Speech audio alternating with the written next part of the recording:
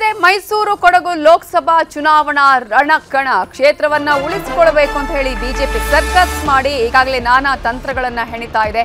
ಆದ್ರೆ ಗೆಲುವಿಗಾಗಿ ಕಾಂಗ್ರೆಸ್ ಇಲ್ಲಿ ರಣತಂತ್ರವನ್ನ ಮಾಡ್ತಾ ಇದ್ದು, ಬಿಜೆಪಿಲಿ ನಿಮಗೆ ಗೊತ್ತಿದೆ ಈಗಾಗಲೇ ಟಿಕೆಟ್ ಸಸ್ಪೆನ್ಸ್ ನ ವಿಚಾರ. ಕಾಂಗ್ರೆಸ್ ನಲ್ಲಿ ಮಾತ್ರ ಡಜನ್ ಗಟ್ಲೆ ಆಕಾಂಕ್ಷಿಗಳಿದ್ದಾರೆ. ಆಲ್ಮೋಸ್ಟ್ 12 ರಿಂದ 14 ಜನ ಆಕಾಂಕ್ಷಿಗಳೇ ಇಲ್ಲಿವರೆಗೂ ಕೂಡ ಅಪ್ಲೈ ಕೂಡ ಮಾಡಿದ್ರಂತೆ. ಹಾಗಾದ್ರೆ ಯಾರಿಗೆ ಸಿಗುತ್ತೆ? ಲಕ್ಷ್ಮಣ್ ಅವರ ಹೆಸರು ಕೇಳಿ ಬರ್ತಾ ಇದೆ. ಬಟ್ ಏನಾಗತ್ತೆ? ಹಾಗಾದ್ರೆ ಆಕಾಂಕ್ಷಿಗಳು ಏನೇನು ಹೇಳಿದ್ದಾರೆ ನೋಡೋಣ. ಎಸ್, ಇದೇ ವಿಚಾರಕ್ಕೆ ಸಂಬಂಧಪಟ್ಟಾಗಿ ಮಾತನಾಡ್ತಾ ಹೋಗೋಣ. ಈಗಾಗಲೇ ಕಾಂಗ್ರೆಸ್ನ ವಿಚಾರವನ್ನು ನಾವು ಗಮನಿಸಿದ್ರೆ ಈಗಾಗಲೇ 14 ಜನ ಆಕಾಂಕ್ಷಿಗಳು ಕೂಡ ಇದ್ರು. ಈಗ ಲಕ್ಷ್ಮಣ್ ಅವರ ಹೆಸರು ಕೇಳಿ ಬರ್ತಿದೆ, ಮತ್ತೆ ಯತೀಂದ್ರ ಅವರ ಹೆಸರು ಮುನ್ನೆಲೆಗೆ ಬಂದಿದೆ.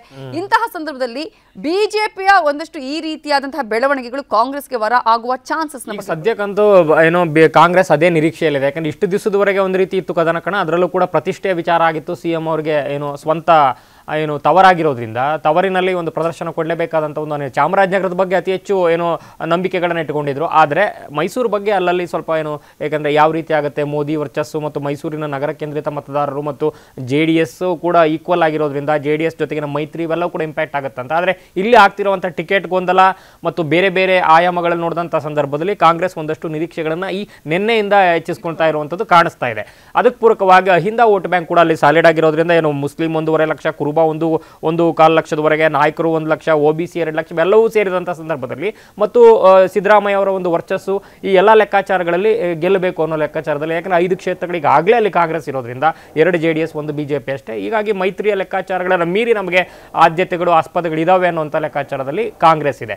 ಆದರೆ ಮತ್ತೊಂದು ಕಡೆ ಟಿಕೆಟ್ ಗೊಂದಲದಲ್ಲಿರುವಂಥ BJP ಏನು ಒಡೆಯರ್ ಅವರನ್ನು ಕನ್ವಿನ್ಸ್ ಮಾಡಿ ತರುತ್ತಾ ಅಂತ. ಯಾಕಂದ್ರೆ ಇಷ್ಟೆಲ್ಲ ಹಂಗಾಮ ಆದಂಥ ಸಂದರ್ಭದಲ್ಲಿ ಒಡೆಯರವರು ಕೂಡ ಸಹಜವಾಗಿ, ಯಾಕಂದರೆ ಈಸಿ ಟ್ರಾನ್ಸಿಷನ್ ಆಗಿದ್ರೆ ಬೇರೆ. ಈಗ ಶಿವಮೊಗ್ಗದಲ್ಲಿ ಎಕ್ಸ್ಪೆರಿಮೆಂಟ್ ಆಯಿತು, ಅಥವಾ ಅಲ್ಲೇ ಮೈಸೂರಲ್ಲೇ ಎಕ್ಸ್ಪೆರಿಮೆಂಟ್, ರಾಮದಾಸ್ ಅವರ ಕ್ಷೇತ್ರದಲ್ಲಿ ಎಕ್ಸ್ಪೆರಿಮೆಂಟ್ ಆಯಿತು, ಬೇರೆ ಬೇರೆ ಕಡೆ ಎಕ್ಸ್ಪೆರಿಮೆಂಟ್ ಆದಂಥ ಸಂದರ್ಭದಲ್ಲಿ ಈಸಿ ಟ್ರಾನ್ಸಿಷನ್ ಕಾಣಿಸ್ತು. ಇಲ್ಲ ಅಷ್ಟಿಲ್ಲ, ಇಲ್ಲಿ ಸ್ವಲ್ಪ ರಬ್ಬಿಂಗ್ ಕಾಣಿಸ್ತಾ ಇದೆ. ಈ ಸಂದರ್ಭದಲ್ಲಿ ಪ್ರತಾಪ್ ಸಿಂಹ ಅವರಂಥವ್ರನ್ನ ಅಥವಾ ಪಕ್ಕಕ್ಕಿಟ್ಟು, ಅದು ಕಾರಣಗಳೇನೇ ಇರಲಿ, ಅವರ ಸಿಟ್ಟು ಸೆಡವು ಅಥವಾ ಹೊಂದಾಣಿಕೆ ಕೊರತೆ ಅಥವಾ ಬೇರೆ ಬೇರೆ ವಿಚಾರಗಳು ಎಲ್ಲದರ ಹೊರತಾಗಿ ಇಟ್ಟರಲ್ಲ ಅನ್ನುವಂಥದ್ದು ಹೊಸ ಮತದಾರರ ಮೇಲೆ ಯಾವ ರೀತಿ ಇಂಪ್ಯಾಕ್ಟ್ ಆಗುತ್ತೆ ಇಂಥ ಹಲವಾರು ಆಯಾಮಗಳಲ್ಲಿ ನೋಡಿದಂಥ ಸಂದರ್ಭದಲ್ಲಿ ಪ್ರಮೋದ ದೇವಿ ಅವರು ಅಷ್ಟು ಈಸಿಯಾಗಿ ಇವ್ರನ್ನ ಓಕೆ ಅಂತ ಹೇಳ್ತಾರಾ, ಅಥವಾ ಹೈಕಮಾಂಡಿಂದ BJP ಹೈಕಮಾಂಡಿಂದ ಆಗ್ತಾ ಇರುವಂಥ ಒಂದು ಏನು ಕನ್ವಿನ್ಸಿಂಗ್ ಮೆಥಡಾಲಜಿಗೆ ಒಪ್ಪುತ್ತಾರಾ ಅನ್ನುವಂಥದ್ದು ಸಹಜವಾಗಿರುವಂಥ ಪ್ರಶ್ನೆ.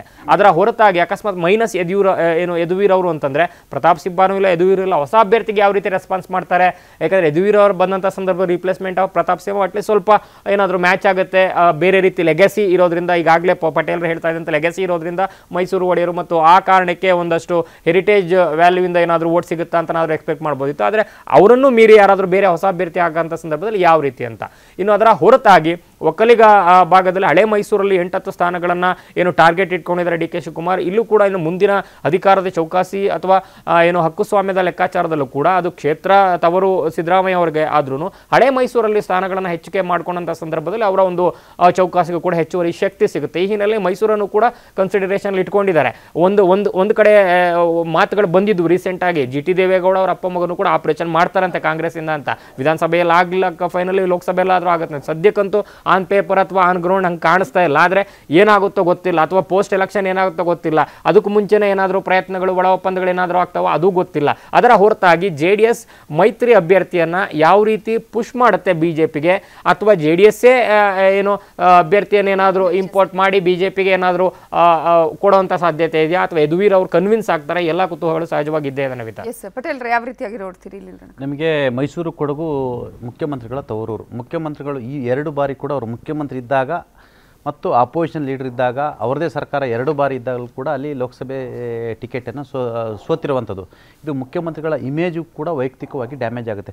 ಮುಖ್ಯಮಂತ್ರಿ ಇದ್ದಂಥ ಸಂದರ್ಭದಲ್ಲಿ ತಮ್ಮ ಪಕ್ಷದ ಅಭ್ಯರ್ಥಿನ ಗೆಲ್ಲಿಸ್ಕೊಳ್ಳಿಲ್ಲ ಅಂತ ಹೇಳಿದರೆ ಅದು ಹೇಗೆ ಅಂತ ಪ್ರಶ್ನೆ ಆಗುತ್ತೆ. ಮತ್ತು ಅವರ ಮುಂದಿನ ನಾಯಕತ್ವ ವಿಚಾರ ಕೂಡ ಅದು ಚರ್ಚೆಗೆ ಮುನ್ನೆಲೆಗೆ ಬರುವಂಥದ್ದು.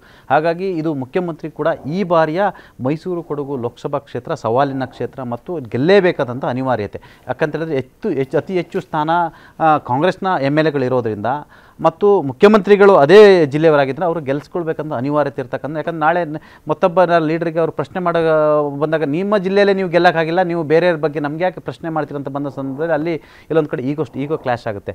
ಮತ್ತೊಂದು ಕಡೆ ಮಧು ಹೇಳಿದ್ರು ಹೊಸ ಮುಖಗಳು. ಈಗ ಯದುವೀರ್ ಅವರು ಇದು ಪ್ರಥಮ ಚುನಾವಣೆ, ಅವರು ಜನರ ಜೊತೆ ಯಾವ ರೀತಿ ಬೆರೀತಾರೆ.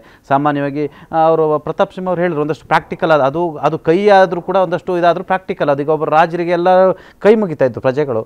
ಈಗ ರಾಜರು ಬಂದು ಪ್ರಜೆಗಳಿಗೆ ಕೈ ಮುಗಿಬೇಕು. ರಾಜಕಾರಣನೇ ಬೇರೆ ಆಯಿತಾ. ನೀವು ಭಿಕ್ಷುಕನಿಗೆ ಕೂಡ ಕೈ ಮುಗಿಬೇಕು, ಅವರಿಗೆ ಇರಿಟೇಷನ್ ಆಗ್ಬೋದು, ಮತ್ತು ಅಲ್ಲಿ ಜನ ಮನೆಗೆ ಹೋಗಬೇಕು, ಅಷ್ಟು ಸುಲಭ ಅಲ್ಲ. ಆಮೇಲೆ ಸಿದ್ದರಾಮಯ್ಯ ಸರ್ಕಾರದ ವಿರುದ್ಧವೇ ಹೋರಾಟವನ್ನು ಮಾಡಬೇಕು. ಇವೆಲ್ಲವೂ ಸವಾಲುಗಳು ಇರ್ತಕ್ಕಂಥದ್ದು. ಇನ್ನು ಹೊಸ ಕಾರ್ಯಕರ್ತ ಅಲ್ಲಿ ಅಲ್ಲೇ ಹೊಸ ಕಾರ್ಯಕರ್ತಕ್ಕೆ ಮತ್ತಷ್ಟು ಸವಾಲುಗಳು. ಈಗಾಗಲೇ ಪ್ರತಾಪ್ ಸಿಂಹ ಒಂದಷ್ಟು ಅಲ್ಲಿ ಅವ್ರದ್ದೇ ಆದ ಇಮೇಜನ್ನು ಬಿಲ್ಡ್ ಮಾಡ್ಕೊಂಡಿದ್ರು. ಅವ್ರ ಮೇಲೆ ಏನೇ ಆರೋಪಗಳಿದ್ರು ಕೂಡ ನಾಯಕರು ಸರಿಯಾಗಿ ಸ್ಪಂದಿಸಲ್ಲ ಅನ್ನೋ ಆರೋಪಗಳು, ಅವ್ರದ್ದೇ ಆದ ಇಮೇಜನ್ನು ಬಿಲ್ಡ್ ಮಾಡ್ಕೊಂಡಿದ್ರು. ಹಾಗಾಗಿ ಪ್ರತಾಪ್ ಸಿಂಹ ಹೊರತುಪಡಿಸಿ ಬೇರೆಯವ್ರಿಗೆ ಕೊಟ್ಟರೆ ಅಲ್ಲಿರ್ತಕ್ಕಂಥ ನಾಯಕರು ಮತ್ತು ಕಾರ್ಯಕರ್ತರು ಆ ಚುನಾವಣೆ ಯಾವ ರೀತಿ ರಿಸೀವ್ ಮಾಡ್ತಾರೆ ಅನ್ನೋದು ಇಲ್ಲಿ ಬಹುಮುಖ್ಯ ಆಗಿರುವಂಥದ್ದು. ನಿಮಗೆ 4,70,000 ಒಕ್ಕಲಿಗ ಮತದಾರಿದ್ದಾರೆ. ಹಾಗಾಗಿ ಇಲ್ಲಿ ಸಾಮಾನ್ಯವಾಗಿ ಮೈಸೂರು ಕೊಡಗು ಕ್ಷೇತ್ರಕ್ಕೆ ಒಕ್ಕಲಿಗ ಅಭ್ಯರ್ಥಿ ಹಾಕಿದರೆ ಮಾತ್ರ ಗೆಲುವು ಸಾಧ್ಯ ಅನ್ನೋ ಲೆಕ್ಕಾಚಾರ. ಹಾಗಾಗಿ ಕಾಂಗ್ರೆಸ್ ಕೂಡ ಒಕ್ಕಲಿಗ ಅಭ್ಯರ್ಥಿನ ಆಗಲಿಕ್ಕೆ ಪ್ರಯತ್ನವನ್ನು ಮಾಡ್ತಿರುವಂಥ ಈಗಾಗಲೇ ವಕ್ತಾರಾಗಿರ್ತಕ್ಕಂಥ ಲಕ್ಷ್ಮಣ ಹೆಸರು ಕೇಳ್ತಿದೆ, ವಿಜಯಕುಮಾರ್ ಹೆಸರು ಕೇಳಿ ಬರ್ತಿದೆ. ಅಥವಾ ಕೊನೆಗಳಿಗೆ ಇಲ್ಲಿ ಸಿದ್ದರಾಮಯ್ಯನವರ ಪುತ್ರರ ಯತೀಂದ್ರ ಸಿದ್ದರಾಮಯ್ಯ ಅಭ್ಯರ್ಥಿ ಆದರೂ ಆಶ್ಚರ್ಯಪಡಬೇಕಲ್ಲ, ಅಥವಾ ಮತ್ತೊಬ್ಬರು ಯಾರಾದರೂ ಹೊಸಬರು ಬಂದರೂ ಆಶ್ಚರ್ಯಪಡಬೇಕಲ್ಲ. ಯಾಕಂತ ಹೇಳಿದರೆ ನಿಮಗೆ ಎಸ್ ಟಿ ಸೋಮಶೇಖರ್ ಅವರಿಗೆ ನೀವು ಮೈಸೂರಿಗೆ ನಿಲ್ಲಿ ಅಂತ ಇವರು ಫೋರ್ಸ್ ಮಾಡಿದ್ರು, ಅವರು ಒಪ್ಪಲಿಲ್ಲ. ನಿಮಗೆ ತೇಜಸ್ವಿನಿ ಗೌಡರವರು ಕೂಡ ನೀವು ಮೈಸೂರು ಕೊಡಗು ಟಿಕೆಟ್ ಕೊಟ್ಟರೆ ನಾನು ಕಾಂಗ್ರೆಸ್ಸಿಗೆ ಬರ್ತೀನಿ ಅಂತ ಹೇಳಿದ್ರು, ಅವರು ಇವರು ಕೊಡಲಿಕ್ಕೆ ತಯಾರಿಲ್ಲ. ಹಾಗಾಗಿ ಇಲ್ಲಿ ಪ್ರತಾಪ್ ಸಿಂಹ ಅವರು ಒಂದು ವೇಳೆ ಅವರಿಗೆ ಟಿಕೆಟ್ ಸಿಗಲಿಲ್ಲ ಅಂತ ಹೇಳಿದ್ರೆ ಟಿಕೆಟ್ ಸಿಕ್ಕದ ಪರವಾಗಿ ಅವರು ಯಾವ ರೀತಿ ರೆಸ್ಪಾನ್ಸ್ ಮಾಡ್ತಾರೆ, ಆ ಮುಜುಗರವನ್ನು ಇಟ್ಕೊಂಡು, ಆ ಇಮ್ಯುಲೇಷನ್ ಇಟ್ಕೊಂಡು ಯಾವ ರೀತಿ ಜನರ ಬಳಿ ಮತವನ್ನು ಕೇಳ್ತಾರೆ, ಅವರ ಕಾರ್ಯಕರ್ತರ ರಿಯಾಕ್ಷನ್ ಏನು, ಇವೆಲ್ಲವೂ ನೋಡಬೇಕಾಗಿದೆ. ಆದರೆ ಇಲ್ಲಿ ಮೋದಿ ಮತ್ತು ಹಿಂದುತ್ವ, ನಾವು ಮೋದಿಗಾಗಿ ನಾವು ಅಭ್ಯರ್ಥಿ, ಇದು ಮೋದಿ ಅಭ್ಯರ್ಥಿ ಅಂತ ಬಿಂಬನೆ ಮಾಡಿದ್ರೆ. ಯಾಕಂದರೆ ಪ್ರತಾಪ್ ಸಿಂಹನು ಕೂಡ ಇವತ್ತು ಏನೇ ಹೇಳ್ಬೋದು, ನಾನು ಲೀಡ್ರ್ ಆಗಿದ್ದೇನೆ ಅಂತ. ಪ್ರತಾಪ್ ಸಿಂಹ ಅವತ್ತು ಕಾಲಿಟ್ಟಾಗಿ ಯಾವ ಲೀಡ್ರು ಅಲ್ಲ, ಅವತ್ತು ಮೋದಿ ಮುಖ ಇಟ್ಕೊಂಡೇ ಗೆದ್ದು ಬಂದಿರುವಂಥದ್ದು, ಮೋದಿ ಅಲೆಯಲ್ಲೇ ಗೆದ್ದು ಬಂಥದ್ದು, ಹಿಂದುತ್ವದ ಅಲೆಯಲ್ಲೇ ಗೆದ್ದು ಬಂದು. ಯಾರೆಲ್ಲ ನಾಯಕರುಗಳಿಗೆ ಇದೇ ರಾಮದಾಸ್ ಬಗ್ಗೆ, ಮೂಡಾ ಸೈಟ್ ಬಗ್ಗೆ ಇದೇ ರಾಮದಾಸ್ ಅವರಿಗೆ ಬೈದರು, ನಾಗೇಂದ್ರ ಅವರಿಗೆ ಇಂಡೈರೆಕ್ಟ್ಲಿ ಅಟ್ಯಾಕ್ ಮಾಡಿ, ಇದೇ ರಾಮದಾಸು ನಾಗೇಂದ್ರ ಇದೇ ನಾಯಕರು ಪ್ರತಾಪ್ ಸಿಂಹ ಪರವಾಗಿ ಸುತ್ತ ಗೋಡೆ ಕಟ್ಟಿ ಅವ್ರನ್ನ ಗೆಲ್ಲಿಸಿದ್ದು. ಹಾಗಾಗಿ ಭಾರತೀಯ ಜನತಾ ಪಕ್ಷದಲ್ಲಿ ಮೈಸೂರು ಜಿಲ್ಲೆಯಲ್ಲಿ ಸಂಘಟನೆ ಇದೆ, ಮತ್ತು ಇವತ್ತು ಈ ಬಾರಿ JDS ಜೊತೆ ಮೈತ್ರಿ ಇದೆ. ಹಾಗಾಗಿ ಭಾರತೀಯ ಜನತಾ ಪಕ್ಷದ ವರಿಷ್ಠರಿಗೆ ಏನಂತ ಹೇಳಿದರೆ ಈ ಬಾರಿ JDS ನಮ್ಮ ಜೊತೆ ಇದೆ.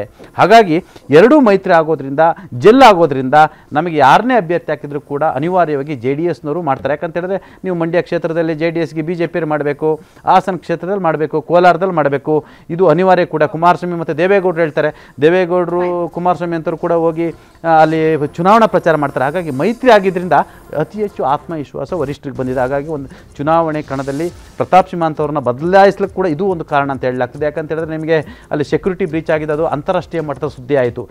ನಿಮಗೆ ಲೋಕಸಭೆಯಲ್ಲಿ ಅಷ್ಟು ಸುಲಭ ಅಲ್ಲ, ಒಂದು ಲೋಕಸಭೆಯಲ್ಲಿ ದೇಶದ ಅಸ್ತಿತ್ವ, ಅದು ದೇಶದ ಅಸ್ತಿತ್ವದ ಮುಂದೆ ಸೆಕ್ಯೂರಿಟಿ ಬ್ರೀಚ್ ಆದರೆ ಅದು ದೇಶದ ಮರ್ಯಾದೆ ಪ್ರಶ್ನೆ. ನೀವು ಅಂತಾರಾಷ್ಟ್ರೀಯ ನಮ್ಮ ದೇಶದಲ್ಲಿ ಎಷ್ಟು ಸುದ್ದಿ ಆಯಿತು ಗೊತ್ತಿಲ್ಲ, ಅಂತಾರಾಷ್ಟ್ರೀಯ ಮಟ್ಟದಲ್ಲಿ ದೊಡ್ಡ ಚರ್ಚೆ ಆಯಿತು. ಯಾಕಂದರೆ ಪ್ರಧಾನಮಂತ್ರಿ ಕೂರ್ತಕ್ಕಂಥವ್ರು ದೇಶದ ಈ ವ್ಯವಸ್ಥೆ ಬಗ್ಗೆ ಮಸೂದೆ ಮಾಡೋರು, ಇಡೀ ದೇಶವನ್ನು ಆಳ್ತಕ್ಕಂಥ ಕೂರುವಂಥ ಕ್ಷೇತ್ರದಲ್ಲಿ ನೀವು ಸೆಕ್ಯೂರಿಟಿ ಬ್ರೀಚ್ ಆದರೆ ಆ ಬ್ರೀಚ್ ಆದ ಸಂದರ್ಭದಲ್ಲಿ ನೋಡಿ ಇವ್ರನ್ನ ಯಾರೂ ಮಾತಾಡಿಸಲಿಲ್ಲ.